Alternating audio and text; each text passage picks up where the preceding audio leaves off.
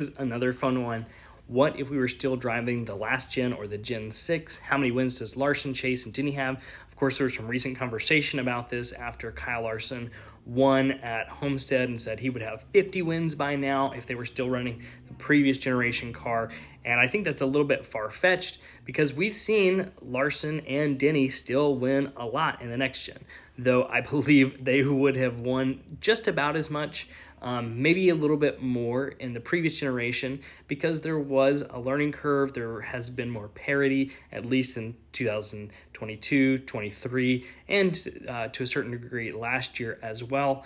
But the biggest person who has suffered, I think, is Chase Elliott. You could argue Kyle Busch as well, but Chase has really, really suffered. I mean, he was the road course guy. He was dominant in the previous generation car, and now he has really struggled.